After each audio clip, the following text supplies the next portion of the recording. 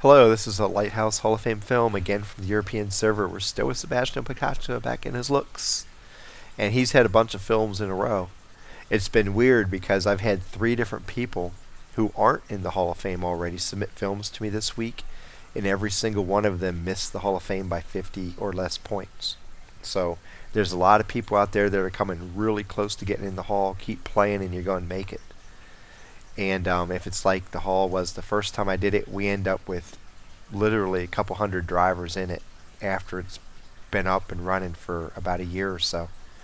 So it won't be right now. You always end up with like 4 or 5 people that have a whole bunch of battles in the Hall of Fame, and then you have a whole bunch of people with 1 and 2 and 3 battles. So it just takes time to fill it out. The Hall's still new. It's only 2 months and a couple weeks old, and you're going to see more and more players get into it over time. So be patient. In the meantime, enjoy Sebastian and the KO and Dark Ninja and everybody who's making a lot of entries, watching and learning how they play, because if you emulate what they do, you're going to find yourself being able to put an entry into the Hall of Fame. In this case, we're in Karelia Assault Defense. There's 2 artillery apiece and 2 scouts apiece. A bunch of TDs on the enemy team, which is not ideal for attacking. His team has mostly mediums with some heavies and TDs to round him out. He has more of an attacking force. The enemy has more of a defending force. But they have the opposing roles. Let's see who can adjust the best. He's going to charge up the middle. He likes getting over here to the enemy, to the ramp up to the donut.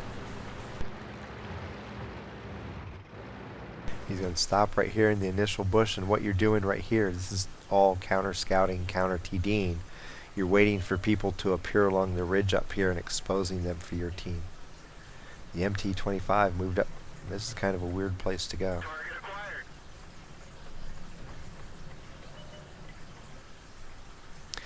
The MT-25 is in a spot that's not really a great spot to go to for a scout on offense, because as you can see, he's out in the open. He has people. He has 1 rock there kind of shielding him, but he's exposed to fire from an angle no matter where he goes. And he's not going to survive, I don't think. Sebastian could take him out right now, but he doesn't want to give away his position.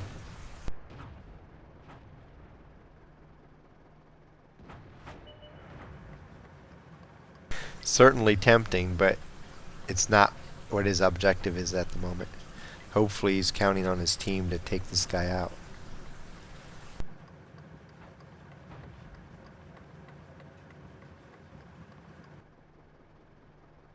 The T-50 on the enemy team is making another aggressive move too. Their scouts are overplaying their hand big time.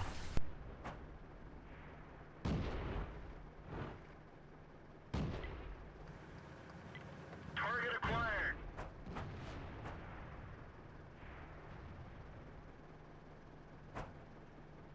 He's showing a lot of patience right here because he knows he has a kill shot on the guy. He just doesn't want to give away the fact that he's out here.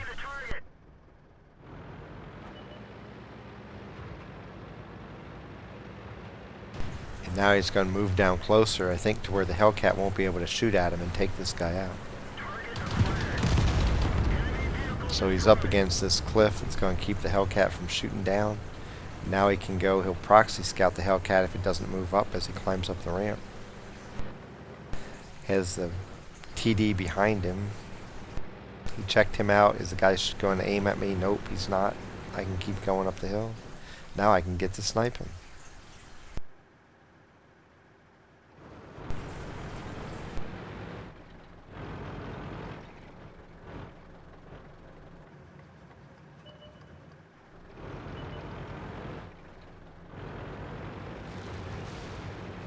There's several TDs up on top of the donut. 25-2 and Hellcat's dead.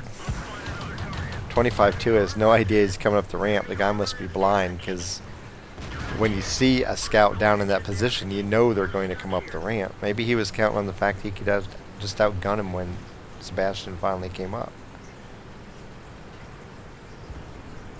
But this is circle of death here.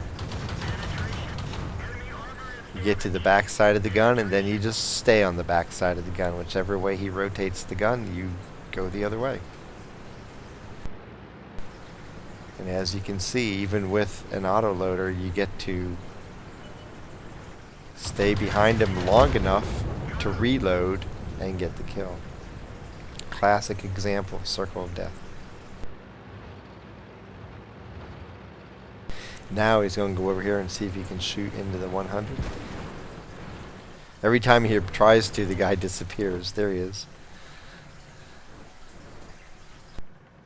Penetration. We didn't penetrate their armor.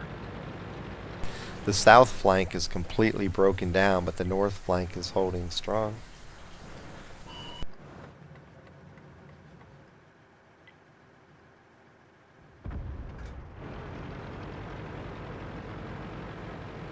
So he's probably going to have to come over here and do something about the south because there's not a lot of tanks back in a good defensive position. And they're fixing to overrun Cap. Permission to engage. Enemy armor. They're knocked out. Takes out the M44. I don't understand what it is about artillery, but so many of them are just totally oblivious to what's happening right around them. And I know they go into the arty aiming mode and stuff, but my god, people, you still have a mini-map. You need to watch it. They get so locked in on getting that perfect shot, they just fail to see everything else that's going on in the battle. And you can abuse it over and over and over.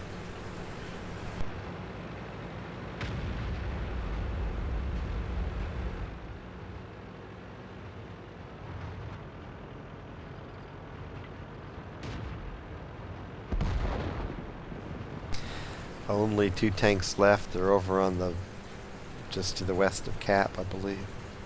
Cromwell's moving over in a position to come in behind him.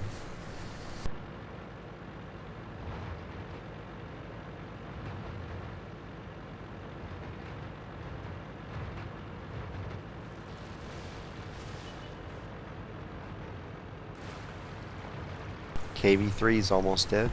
Yeah, now he is dead. Just the Panther to go. Good shot by the Hummel. And they had excellent support from artillery this battle. Both artillery have 2 kills. So you notice with the Cromwell moving to the right of the Panther, he's going to come in from the left. Although with the Cromwell turning around, that may not be as effective as he hoped. And an artillery gets the kill shot after he whittles him down some. For this battle, Sebastian ends up 1,523 damage and 3 kills. 58 of 70 shooting, that's 83%. 1,887 spotting damage with 6 spots, 44,697 credits. 2,250 XP, survived the fight and got spotter and fire for effect mini medals, puts him in the 20th place on the Luchs list. And I think the Luchs is going to be the next tank that fills up. The 38 NA already has 25 entries. So from now on to get into 38 NA list, you have to meet the minimum required score and beat the 25th place battle score, and that's soon going to be the case with the Luchs as well.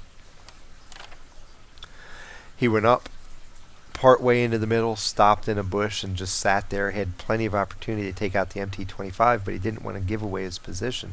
Finally, after a while, with nobody on his team getting that last shot in the MT-25, he rushed him and moved up close so that as he came in to take out the MT-25, the Hellcat wouldn't have a shot at him. And somebody took out the Hellcat. He climbed up the ramp, was able to circle of death to 25-/2. Then he went off to the north to help up there. Pressure was coming from the south, but as he moved to the north, the artillery, I think, was instrumental in turning back the assault from the south. And the Cromwell went in, him went in and flanked the last 2 tanks, continued to get artillery support, and it ended up being a pretty easy mission, especially for a battle where the south flank was lost. The enemy failed to exploit that advantage properly, and a lot of it has to do with the arty support. Sometimes you want to have arty in the battle. Even people who hate arty have to admit that in some battles you end up being glad it was there because they help you win the fight in a big way. Between the 2 of them, they had 5 kills. And with Sebastian's spotting and his damage, that was more than the enemy could handle. From Karelia Assault Offense, happy hunting.